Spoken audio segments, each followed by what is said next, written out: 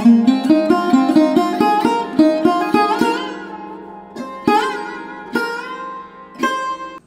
सर्वधर्मस्थापकस्तं सर्वधर्मस्वरूपकः आचार्याणां महाचार्यो রামকৃষ্ণায় তে নমঃ।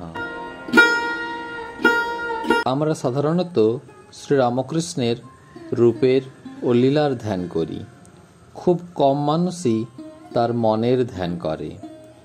আমাদের মন অশুদ্ধ, সীমিত ও কামনা বাসনায় ভরা, আর শ্রীরামকৃষ্ণের মন শুদ্ধ, সীমাহীন এবং কামনা বাসনাহীন। সুতরাং আমাদের পক্ষে ঠাকুরের মনের ধারণা করা অসম্ভব। আমরা যাকে ভালোবাসি তার বাইরের রূপটা দেখেই থেমে যাই না, তার ভিতরের গুণটাও দেখতে চাই, নতুবা তাকে সম্পূর্ণভাবে জানা হবে না। স্বামী শারদানন্দ লীলা প্রসঙ্গতে ঠাকুরের মনের বিভিন্ন দিক বিশ্লেষণ করেছেন। সেগুলি ধ্যানের ও মননের বিষয়। ঠাকুরের দিব্য মনের গঠন, গতিবিধি ও কার্য দেখলে আমাদের ধ্যানকালে আমাদের মনের দোষ ত্রুটি দেখে সেগুলি সংশোধনের সুযোগ পাব। ঠাকুর আমাদের অভয় দিয়ে বলেছেন, ছাঁচ তৈয়ারি হয়েছে, তোরা সেই ছাঁচে নিজের নিজের মনকে ফেল ও গড়ে তোল। প্রথম হচ্ছে বাসনাহীন মন। মানব মনের বাসনা অন্তহীন, একটার পর একটা আসে। কাম ছাড়লে কাঞ্চন আসে, আবার কাম কাঞ্চন গেলে নাম যশের বাসনা এলো। লোকৈষণা, পুত্রৈষণা, বিত্তৈষণা, এই ত্রসনাত্রয় মানুষের মনকে আষ্ঠে পৃষ্ঠে বেঁধে রেখেছে। ঠাকুরের মন ছিল কামনা বাসনা মুক্ত। বাসনা জাল থেকে মুক্ত হবার জন্য ভক্তদের সতর্ক করতেন। ভগবানের শরণাপন্ন কি সহজে হওয়া জায়গা? মহামায়ার এমনই কাণ্ড হতে কি দেয়? যার তিন কুলে কেউ নেই, তাকে দিয়ে একটা বিড়াল পুষিয়ে সংসার করাবে। সেও বিড়ালের মাছ দুধ ঘুরে ঘুরে জোগাড় করবে আর বলবে, মাছ দুধ না হলে বিড়ালটা খায় না, কি করি? অটুট স্মৃতিযুক্ত মন। ঠাকুর শ্রুতিধর ছিলেন, একবার শুনলে তা ভুলতেন না। বালক গদাধর গ্রামে রামলীলা বা কৃষ্ণযাত্রা শুনে মনে রাখতেন। পরে মানিক রাজার আমবাগানে বন্ধুদের নিয়ে ওই যাত্রার বিভিন্ন চরিত্রের সংলাপ শিখিয়ে আনন্দ উপভোগের জন্য অভিনয় করতেন। কৃষকরা ওই যাত্রা দেখে মুগ্ধ হয়ে ভাবত, একবার মাত্র শুনে পালাটির প্রায় সমগ্র কথা ও গানগুলি ওরা এভাবে আয়ত্ত করল কি করে। আজকাল অনেক গায়ক হারমোনিয়ামের উপর গানের বই বা খাতা রেখে গান গায়। ঠাকুর 182খানা গান গেয়েছেন মাত্র একবার শুনে। শ্রীমকে নিজের কথামৃত সংশোধন করে বলছেন, ওইটি বলেছি উলোর বামন দাসকে। শ্যামপুকুরে ঠাকুর একজন ভক্তকে, কে জানে মন কালী কেমন, সরদর্শনে না পায় দর্শন, গানটি ডাক্তার সরকারকে শোনাতে বললেন। ভক্তটি ভুল করে গাইছে, আমার প্রাণ বুঝেছে মন বোঝে না। শুনে ঠাকুর গায়ককে বাধা দিয়ে বললেন, উহু, উল্টো পাল্টা হচ্ছে, আমার মন বুঝেছে প্রাণ বোঝে না, এরূপ হবে। দৃঢ় প্রতিজ্ঞ মন। ঠাকুর কথা দিলে তা পালন করতেন। তার যখন 10 বছর বয়স, ধনী কামারণীর কাছে তিনি উপনয়নের সময় প্রথম ভিক্ষা নেবেন বলেছিলেন। তারপর ওইকালে তিনি ভাই রামকুমার ও সকলের ইচ্ছার বিরুদ্ধে, এমনকি সামাজিক প্রথা না মেনে নিজের প্রতিজ্ঞা পালন করেন। আবার তিনি বলেছিলেন, চালকলা বাঁধা বিদ্যা আমি শিখিতে চাহি না। পরবর্তীকালে রামকুমার তাকে কলকাতায় এনে লেখাপড়া শেখানোর চেষ্টা করেন, কিন্তু কিছুতেই সেই 17 বছরের বালকের মন পরিবর্তন করতে পারলেন না। অসীম সাহসী মন। কামারপুকুরের অগ্নিকোণে পুরীর পথে লাহাবাবুদের পান্থ নিবাস ছিল। সেখানে বহু সাধু বৈরাগী 2-4 দিনের জন্য বিশ্রাম নিতেন। লোকে বলে এসব সাধু ছেলে ধরা, তাই অন্য বালকেরা ভয়ে তাদের কাছে ঘেঁষত না। কিন্তু বালক গদাধর নির্ভয়ে তাদের সেবা করত, রান্নার কাঠ ও খাওয়ার জল দিয়ে। সাধুরা বালককে ভজন শেখাত ও নিজেদের খাবার দিত। সাধনকালে ঠাকুর পঞ্চবটির জঙ্গলে গভীর রাতে মগ্ন হয়ে ধ্যান করতেন। কথিত সেখানে ভূত প্রেত আছে। হৃদয় তাকে তা থেকে বিরত হওয়ার জন্য ভয় দেখিয়ে ঢিল ছুড়ত, কিন্তু তিনি মোটেই ভ্রুক্ষেপ করেননি। কামারপুকুরে গেলে তিনি ভূতির খাল ও বুধুই মোড়লের শ্মশানের রাতে গিয়ে ধ্যান করতেন। গভীর রাতে রামেশ্বর তার খোঁজে যেতেন এবং চিৎকার করে ডাকতেন। তখন ঠাকুর দূর থেকে বলতেন, যাচ্ছি গো দাদা, তুমি এদিকে আর অগ্রসর হইও না, তাহা হইলে ইহারা অর্থাৎ উপদেবতারা তোমার অপকার করিবে। রঙ্গপ্রিয় মন। অনেকের ধারণা আধ্যাত্মিক পুরুষ হতে গেলে গুরু গম্ভীর হতে হবে, কিন্তু ঠাকুর ছিলেন রসিক রাজ, আনন্দময় পুরুষ। ছোট বয়সে তিনি গ্রামের রামায়ণ ও মহাভারতের কথকদের অনুকরণ করে দেখাতেন।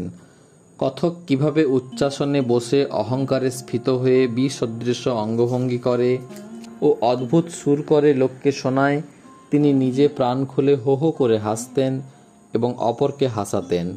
ঠাকুরের রসিকতার ওপর একখানা বই লেখা যেতে পারে। কথামৃতের পাতায় পাতায় রয়েছে হাস্য, সকলের হাস্য। ঠাকুরের আনন্দময় মনে হাসি লেগেই থাকত। ঠাকুরের মনের স্বাভাবিক গঠন স্বামী শারদানন্দ লিখেছেন, ঠাকুরের বাল্য জীবনের ওই সকল কথার আলোচনায় আমরা বুঝিতে পারি তিনি কিরূপ মন লইয়া সাধনায় অগ্রসর হইয়াছিলেন। বুঝিতে পারি যে ঐরূপ মন যাহা ধরিবে তাহা করিবেই করিবে, যাহা শুনিবে তাহা কখনো ভুলিবে না, এবং অভীষ্ট লাভের পথে যাহা অন্তরায় বলিয়া বুঝিবে সবল হস্তে তাহা তৎক্ষণাৎ দূরে নিক্ষেপ করিবে।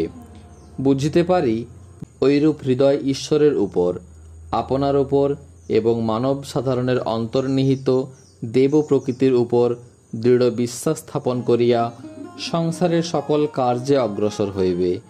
নিজ অপবিত্র ভাবসমূহ তো দূরের কথা, সংকীর্ণতার স্বল্পমাত্র গন্ধও যে সকলভাবে অনুভূত হইবে, তখনই তাহাকে উপাদেয় বলিয়া গ্রহণ করিতে পারিবে না, এবং পবিত্রতা, প্রেম ও করুণাই কেবল উহাকে সর্বকাল সর্ববিষয়ে নিয়মিত করিবে। ওই সঙ্গে একথাও হৃদয়ঙ্গম হয় যে আপনার বা অন্যের অন্তরের কোনো ভাবই আপন আকার লুক্কায়িত রাখিয়া ছদ্মবেশে ঐরূপ হৃদয় মনকে কখনো প্রতারিত করিতে পারিবে না। ঠাকুরের অন্তর সম্বন্ধে পূর্বোক্ত কথা বিশেষভাবে স্মরণ রাখিয়া অগ্রসর হইলে তবেই আমরা তাহার সাধক জীবনের অলৌকিকত্ব হৃদয়ঙ্গম করিতে সমর্থ হইব। নিষ্ঠাবান মন। ঠাকুরের পিতা ক্ষুদিরাম ছিলেন অত্যন্ত সত্যবাদী, নিষ্ঠাবান ব্রাহ্মণ। ছোটবেলা থেকে তিনি দেখেছেন তার পিতা আহারে, আচরণে, পূজাতে ও ধ্যান জপে কত নিষ্ঠাবান ছিলেন। পিতার মৃত্যুর পর বালক গদাধরের উপনয়ন হয়। তখন তিনি গৃহদেবতা রঘুবীরের পূজা নিষ্ঠার সঙ্গে শুরু করেন। দক্ষিণেশ্বরে মন্দির প্রতিষ্ঠার দিন আহারের নিষ্ঠার জন্য মুড়ি মুড়কি খেয়ে কাটান। তারপর দক্ষিণেশ্বরে এসে তিনি গঙ্গা তীরে গঙ্গা জলে স্বহস্তে রন্ধন করে খেতেন। পরে তিনি মন্দিরের মায়ের প্রসাদ খাওয়া শুরু করেন। ধর্মজীবনের নিষ্ঠার মূল্য অপরিসীম। তিনি কথামৃতে গোপীদের ও হনুমানের নিষ্ঠার প্রশংসা করেছেন। বিশ্বাসী মন। ঠাকুরের বালকের মতো বিশ্বাস ছিল। শাস্ত্রে আছে, আমলকি গাছের তলায় যা কামনা করে ধ্যান করা যায় তাই সিদ্ধ হয়। বিশ্বাসী মন নিয়ে ঠাকুর অমনি পঞ্চবটির কাছে আমলকি তলায় নগ্ন হয়ে এমনকি পইতে ফেলে ধ্যান শুরু করলেন। হৃদয়কে বললেন, পাশ মুক্ত হয়ে এক মনে মাকে ডাকতে হয়। আমাদের মন বিশ্বাস ও অবিশ্বাসের দোলায় দুলতে থাকে, তাই ঠাকুরের বিশ্বাসী মনের নাগাল পাই না। তিনি বলেছিলেন, সরল বিশ্বাস। বালকের বিশ্বাস না হলে ভগবানকে পাওয়া যায় না। আমার কি অবস্থা ছিল! একদিন ঘাস বনেতে কি কামড়েছে তা ভয় হল, যদি সাপে কামড়ে থাকে তখন কি করি। শুনেছিলাম আবার যদি কামড়ায় তাহলে বিষ তুলে লয়।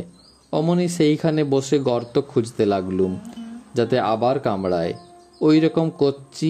একজন বললে, কি করছেন? সব শুনে সে বলল, ঠিক ওইখানে কামড়ানো চাই যেখানটিতে আগে কামড়েছে। তখন উঠে আসি, বোধহয় বিছে টিছে কামড়েছিল। আরেকদিন রামলালের কাছে শুনেছিলুম শরতের হিম ভালো। আমি কলকাতা থেকে গাড়ি করে আসবার সময় গলা বাজিয়ে এলুম। যাতে সব হিমটুকু লাগে, তারপর অসুখ। ঠাকুরের এসব বিশ্বাসের কাহিনী শুনে আমাদের বিস্ময় জাগে, আবার হাসিও পায়। মানুষের মনে বিশ্বাস আনবার জন্য তিনি বহু গল্প ও প্যারাবেল বলেছেন। স্বাধীন মন। সত্যি আশ্চর্য মনে হয়, ঠাকুর দক্ষিণেশ্বরে পূজারীর কাজ পান শিব মূর্তি গড়ে। তিনি কোনোদিনও চাকুরির জন্য তোষামোদ করেননি। মথুর তাকে পূজারীর কাজ দেওয়ার জন্য রামকুমারকে অনুরোধ করেন, কিন্তু তিনি তার ভাইয়ের স্বভাব জানতেন যে জোর করে তাকে কেউ কিছু করাতে পারবে না। ওই কালের হৃদয় দক্ষিণেশ্বরে কাজের জন্য এসেছিল। একদিন মথুর ঠাকুরকে ডেকে পাঠান, তাতে ঠাকুর হৃদয়কে মথুরের অভিপ্রায় উল্লেখ করে বলেন, আমার চাকরিতে চিরকাল আবদ্ধ হয়ে থাকতে ইচ্ছা নেই। বিশেষত এখানে পূজা করতে স্বীকৃত হলে দেবীর অঙ্গে যে সমস্ত অলঙ্কারাদি আছে তার জন্য দায়ী থাকতে হবে। সে বড় হাঙ্গামার কথা, আমার দ্বারা উহা সম্ভব হবে না। তবে তুমি যদি ওই কার্যের ভার নাও, তবে আমার পূজা করতে আপত্তি নেই। মথুর ঠাকুরের প্রস্তাবে রাজি হলেন, রামকুমারও খুশি হলেন। তবে ঠাকুরকে বেশি দিন পূজারীর কাজ করতে হয়নি। দিব্যোন্মাদ অবস্থায় তার কাজ বন্ধ হয়ে গেল। মথুর হৃদয়কে পূজারী করলেন। ঠাকুরের খাওয়ার অসুবিধা হচ্ছে শুনে যদু মল্লিক একজন রাঁধুনি ঠিক করে দেন। 3 দিন খাওয়ার পর তিনি বললেন, সুধামুখীর রান্না আর না, আর না, খেয়ে পায় কান্না। তিনি দেখলেন যদু যখনই ডাকবে তার কাছে যেতে হবে, এতে তার স্বাধীনতা নষ্ট হবে। তারপর যদুর রাঁধুনিকে বিদায় দিলেন। কবি মন। কেবল কবিতা লিখলেই যে কবি হওয়া যায় তার কোনো নিয়ম নেই। রবীন্দ্রনাথ শাহজাহানকে হে সম্রাট কবি বলে সম্বোধন করেছেন, কারণ তিনি অত্যাশ্চর্য সুন্দর তাজমহলের স্রষ্টা। সুসাহিত্যিক অচিন্ত সেনগুপ্ত ঠাকুরের উপর কবি শ্রীরামকৃষ্ণ নামে একখানি বই লিখেছেন। ঠাকুরের সৌন্দর্য বোধ ছিল অপরিসীম। ঠাকুর একাধারে কথাশিল্পী, সঙ্গীত শিল্পী এবং নৃত্যশিল্পী। স্বামীজি বলেছেন, কবিত্বের মধ্য দিয়ে উচ্চতম সত্য সকল জগৎকে শিক্ষা দেবার জন্য বিধাতা যেন উপনিষদের ঋষিগণকে সাধারণ মানবের বহু ঊর্ধ্বের কবিরূপে সৃষ্টি করেছেন। এই দৃষ্টিতে রামকৃষ্ণ ঋষি কবি। রামকৃষ্ণ কথা নিঃসন্দেহে বাংলায় নব উপনিষদ। ছাত্র মন। কথায় বলে, একমাত্র ভালো ছাত্র ভালো শিক্ষক হতে পারে। শ্রীরামকৃষ্ণের পুঁথিগত বিদ্যা যদিও বেশি দূর এগোয়নি, তবে দক্ষিণেশ্বরে পূজারী হওয়ার সময় জ্যেষ্ঠ ভ্রাতা রামকুমারের কাছে চণ্ডীপাঠ, কালী পূজা ও অন্যান্য দেবদেবীর পূজা তিনি ভালোভাবে শিখেছিলেন। তারপর কেনারাম ভট্টাচার্যের কাছে শাক্তি দীক্ষা নিয়ে দেবীর পূজা শুরু করেন। সাধনকালে তিনি ভৈরবী ব্রাহ্মণের কাছে তন্ত্র সাধনা ও তোতাপুরীর কাছে বেদান্ত সাধনা শিখেছিলেন। শ্রীরামকৃষ্ণের শিক্ষা প্রণালী পড়লে আমরা জানতে পারি তিনি প্রকৃতি, পরিবেশ, ভালো ও মন্দ মানুষ প্রভৃতির কাছ থেকে কিভাবে শিক্ষা লাভ করেছেন। তার বিখ্যাত উক্তি, সখী যাবৎ বাঁচি তাবৎ শিখি। ঠাকুরের প্রধান শিক্ষক ছিলেন জগদম্বা। নিজের দিব্য ভাব বুঝতে না পেরে তিনি কাতরভাবে প্রার্থনা করতেন, মা তুই আমায় যা করবার করিয়ে ও যা শেখাবার শিখিয়ে দেখা দে, সর্বদা আমার হাত ধরে থাক। অকপট মন। ঠাকুরের মনে কোনো কপটতা বা ভাবের ঘরে চুরি ছিল না। তার শরীর, মুখ ও মন একসঙ্গে কাজ করত।